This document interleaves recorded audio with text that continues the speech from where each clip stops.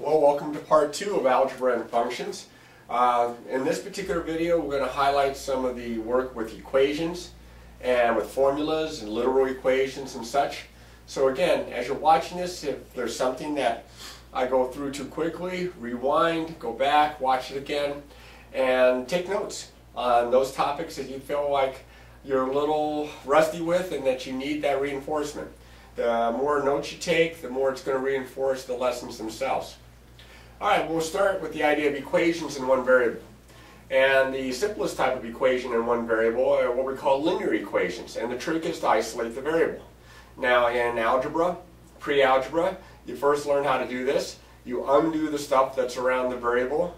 And I have one example here where we're working a problem out in which you are to solve the equation 3 times the quantity x plus 4 is equal to 33. And then of course they want to know what the value of x is. So what I'm going to do here is I'm going to take this, I'm going to put it up here, so I have just a little bit of space, and I'm going to show you the long way.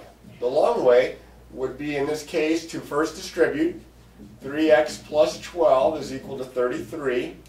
Undo the stuff around the variable x, get rid of the multiplying by 3, get rid of the adding 12.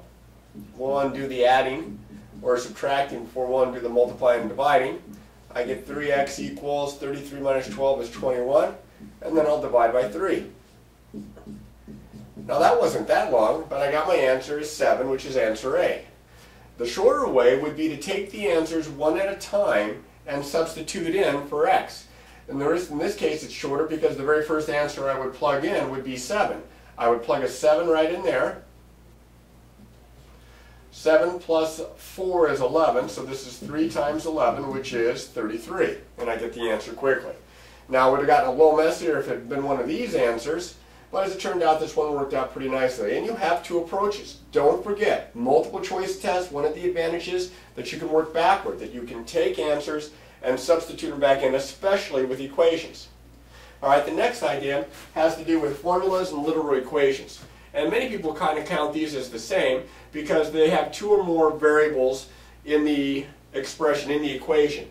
Now I know this says equations in one variable is because when we have formulas and literal equations, we usually just isolate one of the variables. They either give us numbers that we can plug in, or we are specifically asked to solve for a specific variable. So we'll start with formulas.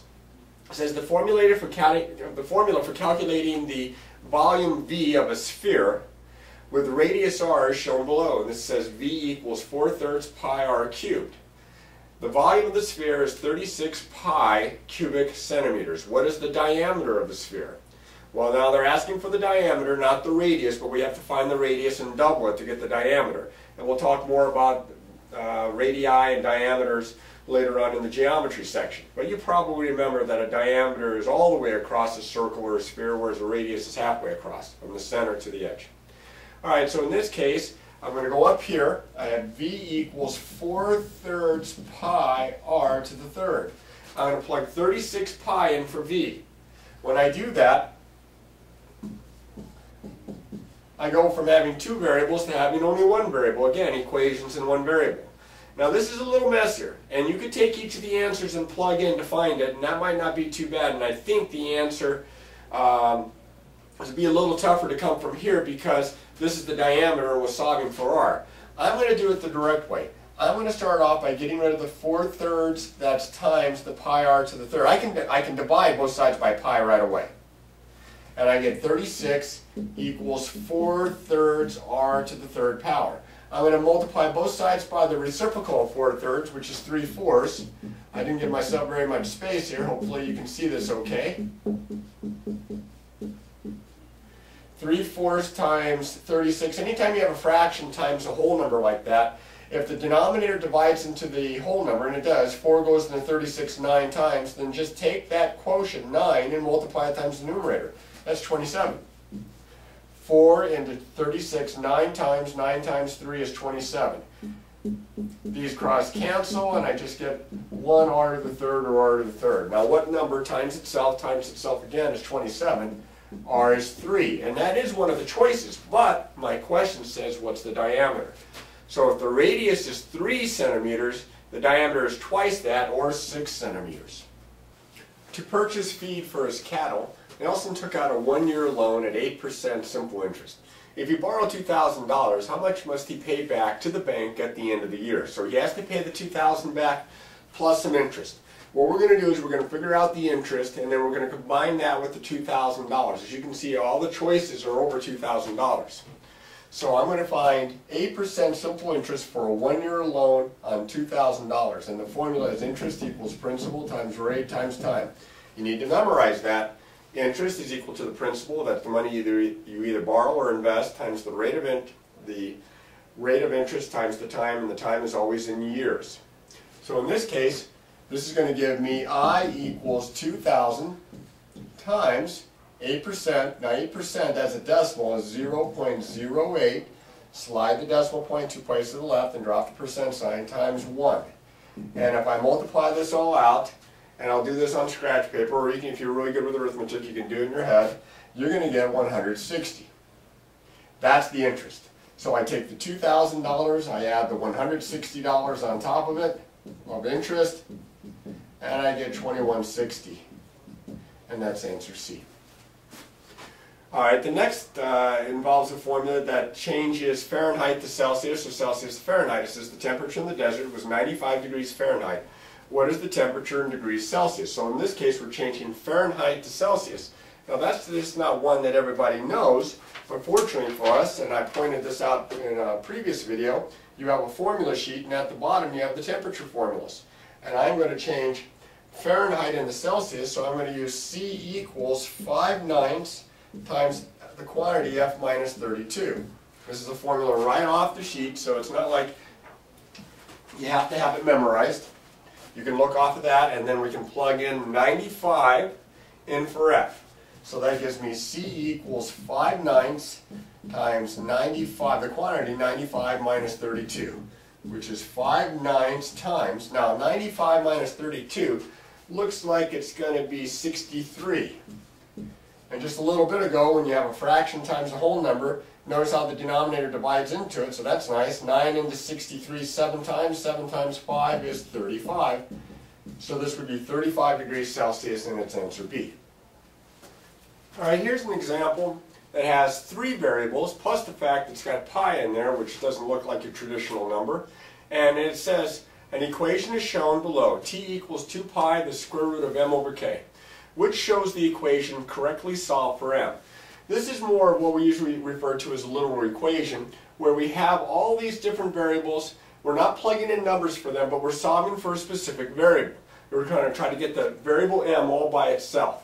And this is a complicated problem. You can see by the choices here that none of these are gimmies. You just can't really look right at this and come up with an answer. You need to do a little bit of work. So what I'm going to do is I'm going to write the problem down here.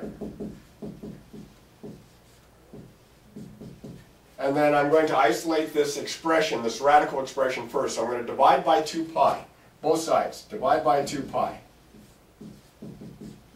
And I get t over 2 pi is equal to the square root of m over k. Now, to get rid of the radical, since it's a square root, I'm going to square both sides. So I'm going to square this side, and I'm going to square this side. And right away, with that radical being gone, I'm pretty sure that my answer is probably not going to be B or D that has the radical in it. But I get t over 2 pi squared, so the numerator gets squared, and the denominator gets squared. 2 pi times 2 pi is 4 pi squared. And this equals, when you square the square root, you just get the stuff underneath the radical, m over k. Now I'm still trying to get m all by itself, but I pretty much have a good idea out of the 2 choices that remain which one it's going to be. This has got 2 pi, this has got 4 pi squared. I'm going to multiply both sides by k, and that's the same as answer A. They just put the k in the numerator. The next topic has to do with equations that involve absolute value. Absolute value, remember, is the distance from 0 on the number line. So like the absolute value of 10 is 10, and the absolute value of negative 10 is 10. So it says isolate the absolute value expression if you have other stuff around your absolute value before, spelled right, solving for the unknown. And what I'm going to do on this problem is actually I'm going to show you the quick way by working backward, and then I'm going to show you a little bit more drawn out way as quickly as I can. It says the graph below shows the solution set, or the solutions, the answers for an equation. -4, +2. Which of these is the equation? So we're working backward here. We have the equations that we have to choose from. We know the answers, we just don't know the equation. So if I was to take -4 and 2 and substitute in as I go, let's take -4. Is the absolute value of -4 2? No, it's not. It's 4, so it can't be A. Is the absolute value of -4 4? Yes. Is the absolute value of 2 4? No. Plug -4 in. -4 plus 1, that's -3. The absolute value of -3 3? Absolutely. Plug 2 in. 2 plus 1, that's 3. The absolute value of 3 being 3? I'm pretty sure it's answer C, but I'm going to check D just in case. If I plug -4 in, -4 plus 4, that's 0. The absolute value of 0 is 0, so it doesn't work for this. But if I plug 2 in, I'm going to get 6 inside, 2 plus 4, and the absolute value of 6 is not 0. Now the other way to work this is to go to each one of these answers and actually solve them. Now since my answer turned out to be C, I'm just going to go ahead and show you the absolute value of x plus 1 is equal to 3. Means that this expression here has to either be 3 or it has to be -3. Those are the only two numbers that have an absolute value equal to 3. So that means x plus 1 equals 3, or x plus 1 equals -3. If I subtract 1 from both sides, I get x is equal to 2. And if I subtract 1 from both sides, I get x is -4. And those are my two choices. Quadratic equations, on the other hand, if they show up on the proficiency test, they're not the type that normally you have to use factoring on. You can use the square root method. Quadratic, remember, means that the variable is going to be raised to the second power, as you can see in the two examples that I have. The variable x is raised to the second power here, and it's raised to the second power here. So when you have that, you're typically going to be looking for two answers. Now here it says an equation is shown below. 5x squared equals 125. What is the solution set of the equation? I wrote this one out so you can see that sometimes they put the answers in braces to indicate the set of answers, the set of solutions, or the solution set. They don't always do it that way. That's just one way, so don't panic if you see it. So what we're going to do is we're going to take this equation and I'm going to show you how to work it both ways. The one way would be to take the answers that are given and plug back in. For example, if I plug 5 in, 5 squared is 25 times 5 is 125. That's a good answer. However, if I look at this, there's only one answer, and usually we have two. If I look at this and take -5 and plug in, -5 times itself is 25 times 5 is 125. Both of those work. If I take 25 and I square it, 25 squared is 625. Times 5 is over 3,000. That's way too big. It clearly can't be that. And if I take these numbers, 12.5 or -12.5, and I put those in and square them, well, 12 squared is 144 times 5 is over 700. So it can't be these. This would be too big. So it has to be this one or this one. And since this lists both answers, this only lists one of them, my answer would be B. Now you say, well, I don't want to take the time to plug in. I want a faster way or I want a different way. Well, let's see if we take 5x squared and we have it equal to 125 and I solve for the x squared. 125 divided by 5 is 25. Now here's where you have to be careful. When you are taking the square root of both sides in an expression like this, you have to consider both types of square roots of a number. There's a positive or a principal square root and there's a negative square root. There are two numbers whose product is 25 when you multiply them times themselves. 5 times 5 and -5 times -5. So I would have both answers. Now you can see it can be written this way. You may even see it written this way sometimes with the little symbol that looks like a plus sign with a minus on the bottom. That's plus or minus. So that would give me answer B if I worked it directly. Same thing coming here, except that my answers are not written as solution sets. We're going to solve an equation very similar. Same couple of steps. I have 3x squared is equal to 48. I'm going to isolate the x squared by dividing by 3. 48 divided by 3 is 16. Now what number or numbers have a square root of 16? Because what number times itself is 16? Well, this is where you get two values, a positive and a negative, +4 and -4. Now they wrote it this way with the plus or minus symbol or the positive or negative symbol. Hand in hand with the equations are inequalities. Inequalities look a lot like equations, but instead of an equal to, they have a greater than or a less than or a greater than or equal to or a less than or equal to symbol. Inequalities in one variable, those are typically the simplest ones to solve. You solve them very much like you solve equations. And a lot of times you'll see a graph because inequalities typically have infinitely many solutions. So it's hard to list them all. We show that with a graph, where we make a general statement. As with the linear inequalities in one variable here, we're going to look at solving an inequality here, but notice this little note. Careful to reverse the order.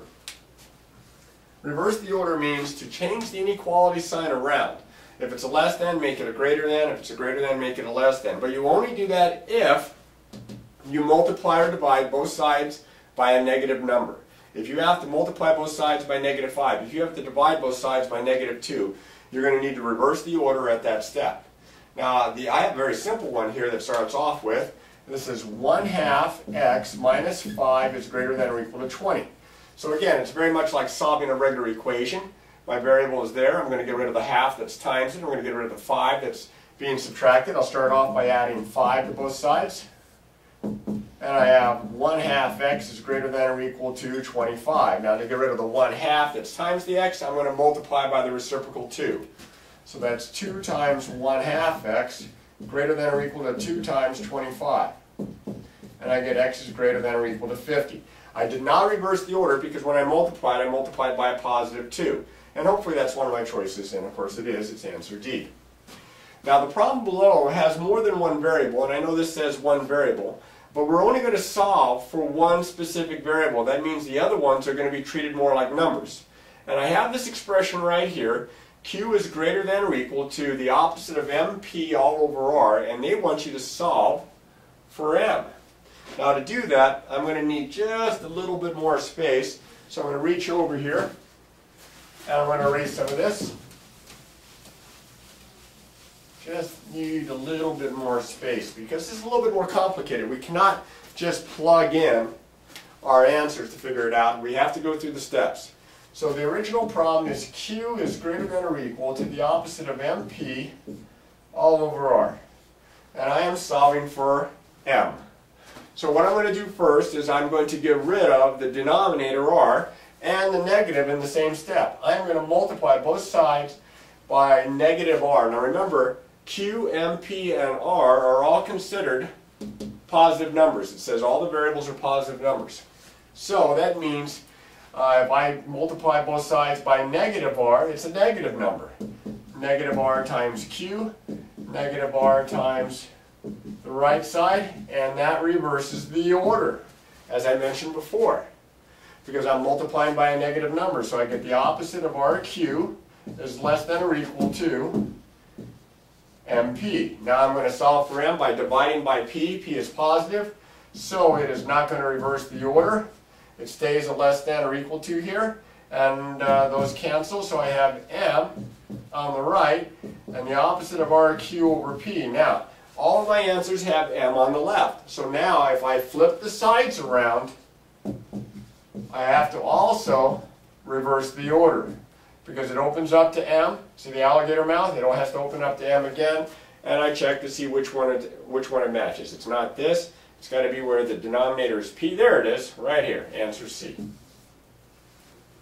Okay, absolute value inequalities in one variable. They're a little bit different because they have the absolute value symbols around the variable or a variable expression. And you may have seen that I wrote out greater than or less than and I emphasize the first letter so you can see go LA. Go LA is a way to remember how to set up the problems when you're solving an absolute value inequality. If you have a greater than or equal to symbol, it's going to be a union. You're going to have an or statement where you take everything from both. I'll try to explain that in the examples. And if you have a less than or equal to, it's an intersection, and you have only where they overlap, what they share in common. Now, graphically, or statements typically look like rays going in opposite directions, whereas a less than or an intersection one, an and, looks like a line segment. So if I use just that to look at the first example here, look at the inequality below. Notice that it is the absolute value of x less than or equal to 5, less than line segment. Which graph represents all the solutions of the inequality? Well, look at D. It looks like a line segment. And that is your answer. It is going to be D. Now you wonder, Well, why do we have filled in dots here? Because of the equal to. If there's no equal to, the dot there is empty to represent, don't include the value of 5 or negative 5 themselves. But x is less than or equal to 5, the graph would be right here. Now, the long way to look at this is that if you have the absolute value of x is less than or equal to 5, that means x is less than or equal to 5, and x is, reverse the order, greater than, take the opposite, negative 5. And that also matches up right here. Now, if you look at the next example, it says, what are the solutions of the inequality? Absolute value of 3x minus 4 is greater than 5. Notice it's a greater than, it's going to be a union. Graphically, it's going to look like two rays going in opposite directions. Now, if I look at C and D here, those are extended inequalities. These are going to look like line segments when you graph them. So it's not going to be C or D, it's got to be either this one or this one here. And again, this is where I get to a point where I'm just going to have to kind of show you the long way here with this. I have the absolute value of 3x minus 4 is greater than 5. This means that 3x minus 4 is greater than 5. It looks just like the original without the absolute value bars. Greater than or, leave the left side the same, reverse the order, and take the opposite. And then you solve each of these linear inequalities like I showed you before. I'm going to add 4. I get 3x is greater than 9. I'm going to divide by 3. Hopefully you can still see this. X is greater than 3. X is greater than 3. Or, here I'm going to add 4. I get 3x is less than negative 5 and 4 is negative 1. I'm going to divide by 3. I get x is less than negative 1/3. So I have this or this. Well, that matches up with answer B. You can see that it matches up with answer B. And that's my solution. Now, it's going to take some practice if you haven't done this in a while. So again, go to the website, www.succeedinmath.com. Get to the problems that are on absolute value inequalities, or just inequalities in general, equations in general, and review those. Also ask for practice materials from your teacher, and so that you can practice those and have the teacher help you with them. But as always, make sure that you give these problems a good effort, and don't forget that there's more in the algebra and functions. We're going to have another video that's going to go into some more of the different topics. But as far as these topics are concerned, practice, practice, practice.